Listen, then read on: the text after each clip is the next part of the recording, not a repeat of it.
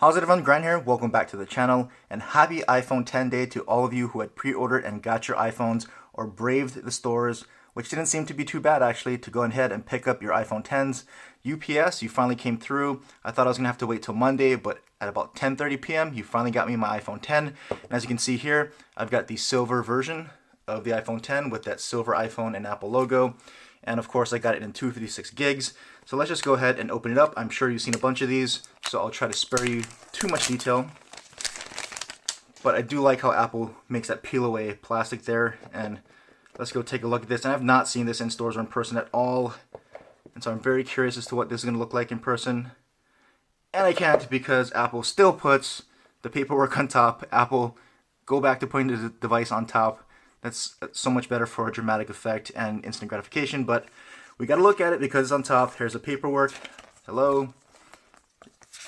Your nice little pamphlet and quick start guide there. There's the back. Apple stickers, which still don't seem to be color coded, but that's okay. And here is the iPhone 10. Let's pick that up. And there it is. And it's actually lighter than I thought it was going to be.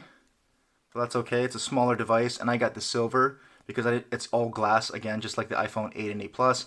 I want to minimize the fingerprints there. Let's go ahead and take off the plastic. And so there it is, the iPhone 10.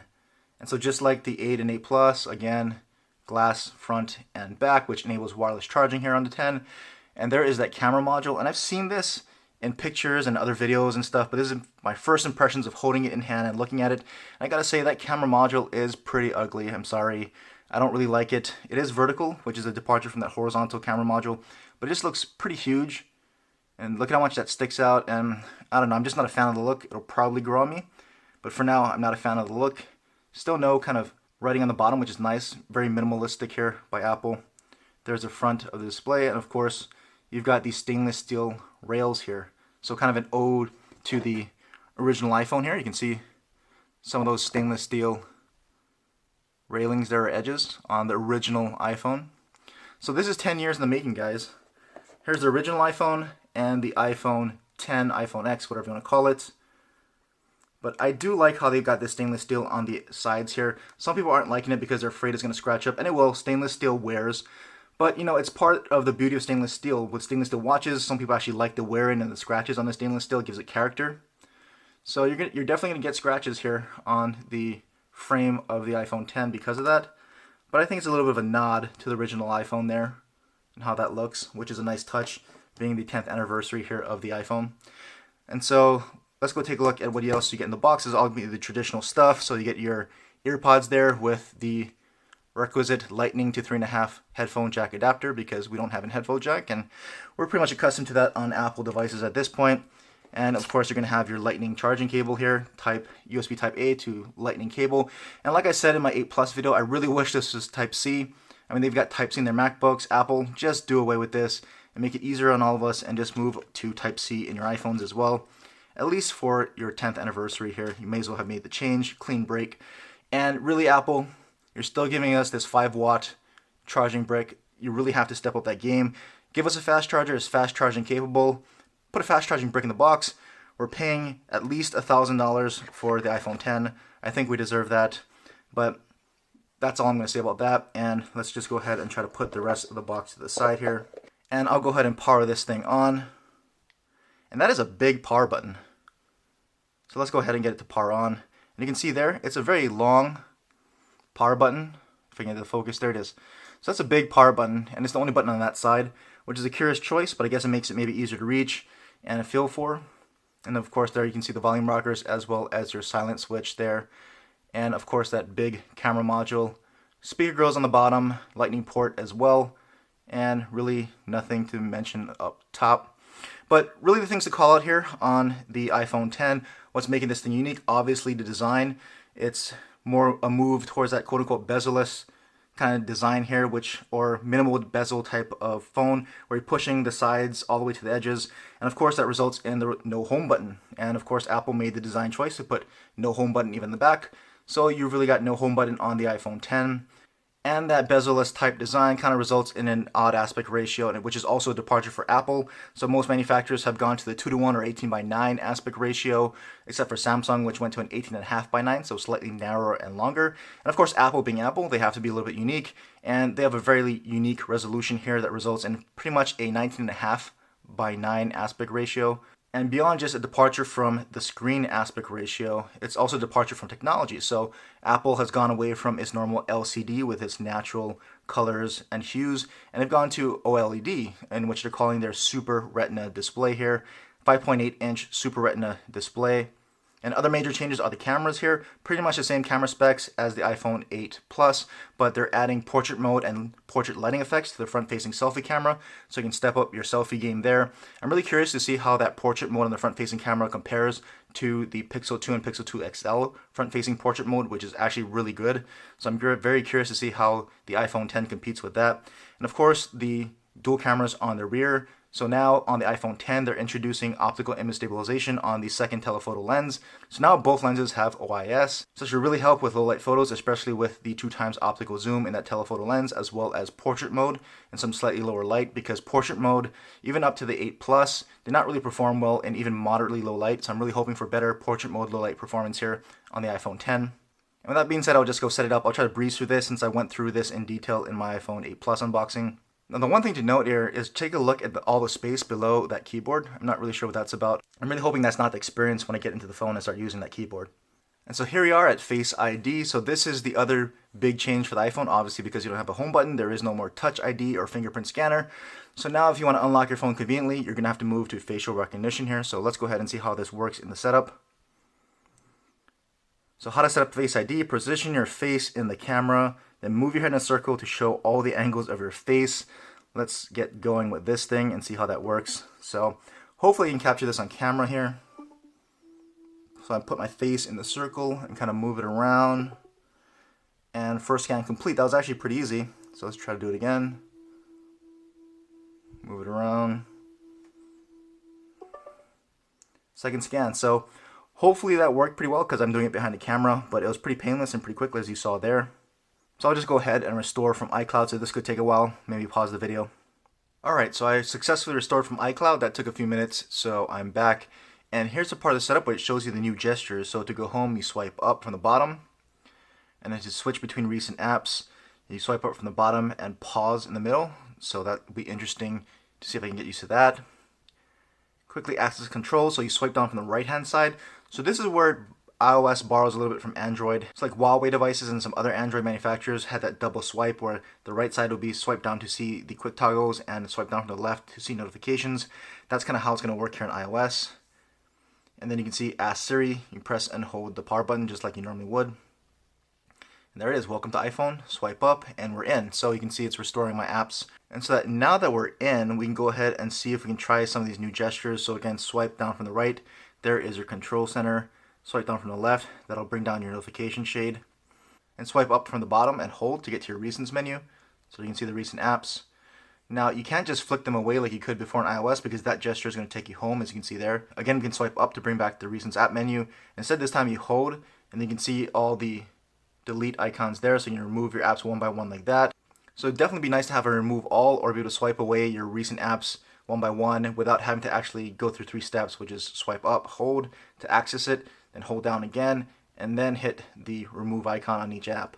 So that's a little bit of work. But the beauty of iOS is that I don't really find myself trying to swipe away and close apps a lot, just because it tends to run pretty well, and I don't really feel like I need to be able to close down a lot of apps. There are times when I need to force close some apps, in which I would go in there and swipe away the app, but I don't feel like I have to do it as much on iOS as I do on Android. So we'll see how much of a pain that becomes.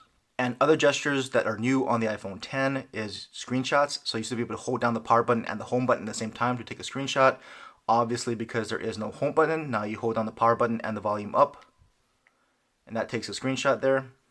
And then of course to turn it off, you used to just long press on the home button, but now because that is to activate Siri, you have to hold down the power button plus the down button to get to your controls to turn it off. So some additional things to remember using the iPhone 10 with some of those gestures. We'll see how I get used to some of those things, especially the swiping motions to move around and navigate. And of course, the other new thing are animojis. So if we actually go into iMessage here, We can do animojis. You tap on that and you can see now you have some animoji options. And here are all the different animojis that you can choose from. And we'll just go ahead and use the standard. Actually, I'm not a cat person. Let's go with dog. And then we can bring our face in here and hit record. What's up with all these animojis and why do I have to enunciate so much? And that's your animoji. What's up with all these animojis and why do I have to enunciate so much? I mean, go ahead and send that if you want to. And then, of course, the other person can play it. But if you want, you can also save your animoji. Just hit the share icon there. And you can just say save. And your animoji will now be on your device to share on social media or wherever else you might want to share that. And of course, the other big feature is Face ID or facial recognition. How well does it work here on the iPhone 10? Now, I'm going to have to test this out to really find out, but it is a multi-step process from what I can see. You can opt to raise to wake up the display. You're going to have to swipe up from the bottom, and then it recognizes your face and you're in. So from what I can see, the facial recognition is pretty quick, but unfortunately, you do have to get the screen activated, swipe up, and then look at it, and it'll activate and unlock the screen. So you can either do that, or you can press the power button to activate the display, but you're still gonna have to swipe up and look at it. So, but as you can see there, even from behind the camera, it is fairly quick, but unfortunately it is that kind of multi-step process there. So what happens when you have your phone on the table and you wanna unlock your phone? Well, you're gonna have to activate the display by pressing a button, then you're gonna have to swipe up, and then it'll activate it by recognizing your face. So again, you're gonna have to get the display to wake up, press the button, swipe up, and it'll recognize your face really quickly. And it actually seems to work pretty well because I'm not hovering over the phone. I'm slightly behind the camera here. So if I just power on display, swipe up, it recognizes my face immediately and unlocks the phone. So from what I can see, it's working pretty well. I think if you're just sitting normally at your table, you are going to have to power on display, swipe up, but then it recognizes your face pretty instantaneously. So that's pretty good, but unfortunately, as I had feared, it does seem to be a multi-step process where you got to wake up the display, swipe up, and then it'll recognize your face. And lastly, we can do some size comparisons. We can bring in the original iPhone just for fun. So the original iPhone, 10 years of iPhone here. Original iPhone, iPhone 10, 10 years later. And you can kind of see the difference there. Obviously, the iPhone 10 is going to be a lot bigger, a lot thinner in every way. But there's just a fun comparison with the original iPhone. And how it compares with the iPhone 7, or pretty much the iPhone 8. It's going to be a lot closer in size with the iPhone 7 and iPhone 8 than it is with the Plus models. There you can see it from the front and the back, and even from the side profile there, the thinness. I can bring in the iPhone 8 Plus, pretty much the same design as the iPhone 7 Plus. It's going to be a lot bigger here, as you can see. There is the front display, and from the sides there, and the thinness. And so the iPhone 7 and 8 Plus, with that traditional 16:9 aspect ratio, 5.5 inch display, and the 5.8 inch, 19.5:9 aspect ratio on the iPhone 10. When viewing video, you're actually going to get less viewable real estate. And as you can see, with the video loaded into full screen here, you've got some letterboxing or black bars on the left and the right on the iPhone 10, where you have the video playing in full screen here on the iPhone 8 Plus. And so you're going to get more of a viewable and larger video here on the 8 Plus than you do on the iPhone 10. So just something to keep in mind. Screen size doesn't tell the whole story. With these newer aspect ratios and trying to fit a traditional video aspect ratio into these new ones, you're going to get that letterboxing and less viewable real estate. So just something to keep in mind if that's important to you. So I think that's going to do it for my unboxing of the iPhone 10. Overall first impressions is I think it's a very nice, sleek, well-built device here. And it's great to see Apple stepping into 2017 with a fairly close to all-screen device here. And now they have a device that kind of sits in the middle of their lineup here. So you've got the iPhone 10, you've got the iPhone 7 here, which is pretty much the same size as the iPhone 8. And of course, you've got the iPhone 8 Plus, which is the same size as the iPhone 7 Plus. So you've got something in the iPhone 10 that is a similar footprint to the 7 and 8 while giving you a bigger display and more screen real estate, while being much more manageable in hand than something like the iPhone 7 or 8 Plus. And of course, to complete the lineup here, you've got the iPhone SE, which is of course smaller than all of them, but I think the iPhone 10 fits nicely into the lineup.